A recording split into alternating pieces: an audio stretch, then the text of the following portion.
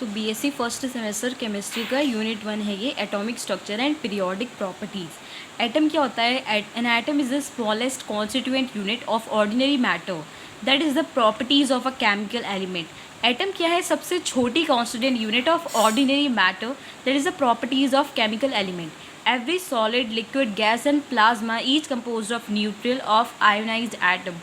जितने भी हमारे लिक्विड, सॉलिड, लिक्विड, गैस और प्लाज्मा होते हैं वो कंपोज्ड होते हैं, मतलब बने होते हैं किससे?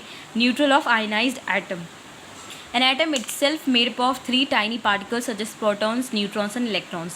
These particles are called subatomic particles. The atom called nucleus and electrons are outside nucleolus. So यहाँ पे आप डायग्राम देख सकते हो, ये है हमारा ऑर्बिट नंबर और शेल को ही हम ऑर्बिट नंबर कहते हैं 1 2 3 4।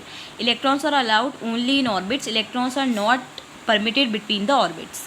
सबसे पहले शेल्स आती हैं, उसके बाद सब शेल्स, उसके बाद ऑर्बिटल्स, उसके बाद एनर्जी लेवल्स। सब शेल्स देखिए S P D F G, और नंबर ऑफ ऑर्बिटल्स हो गए 1 3 5 7 9। मैक्सिमम इलेक्ट्रॉन्स हम कितने भर सकते हैं? एस में भर सकते हैं 2, पी में 6, डी में 10, एफ में 14 एंड जी सब शेल में 16 maximum electrons we can fill.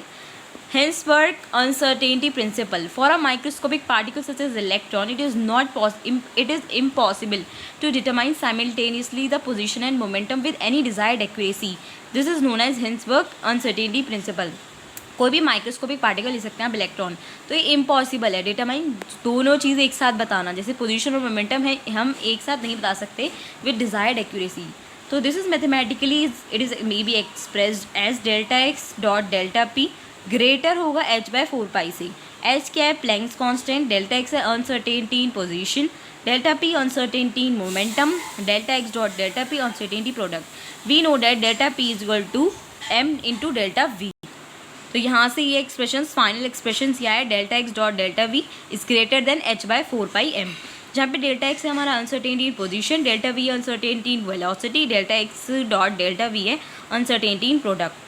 Equation 1 and 2 are known as mathematical statement of Hensenberg principle or simply Hensenberg equations. तो ये जो दोनों हमारी हैं, ये वाली और ये वाली इक्वेशंस जो है मैथमेटिकल स्टेटमेंट है हेंसबर्ग प्रिंसिपल की।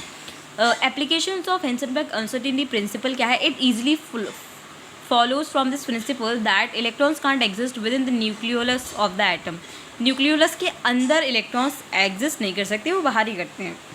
These principles help us to know the limit to accuracy which we can measure the frequency of radiation emitted by an atom.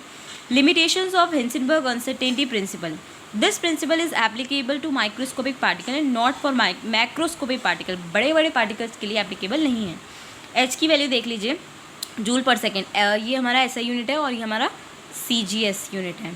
6.625 into 10⁻⁻34 joule second, 6.625 into 10⁻⁻27 ergs dot second. De Broglie concept or idea of De Broglie matter wave or dual nature. On the microscopic particle of matter possess particle as well as wave nature, that is dual character or dual nature. This is known as wave particle duality of matter. This concept was given by De Broglie in 1905. Wave nature is dominant character. At one time interval it shows wave nature and another interval it shows particle nature, but never both at the same time. Evidences in favor of wave nature. Evidences in favor of wave nature. Electron shows interference, electron gives diffraction. Electron interference भी show करता है अगर wave nature की बात करें, और diffraction भी। Particle nature की बात करें एविडेंसेस की, electrons give scintillation with zinc sulphide plate. आपने वो एक्सपेरिमेंट देखा होगा, रदरफोर्ड वाला एक्सपेरिमेंट, जहाँ पे एक सेंटिलेशन हो रहा था, जहाँ पे उन्होंने जिंक सल्फाइड प्लेट का ही यूज़ करा था। ब्लैक बॉडी रेडिएशन हो गया, आइंस्टीन इक्वेशन ऑबी करता है E=mc²। यहाँ पे आप देख सकते हैं proof of wave particle duality और derivation of De Broglie's equation.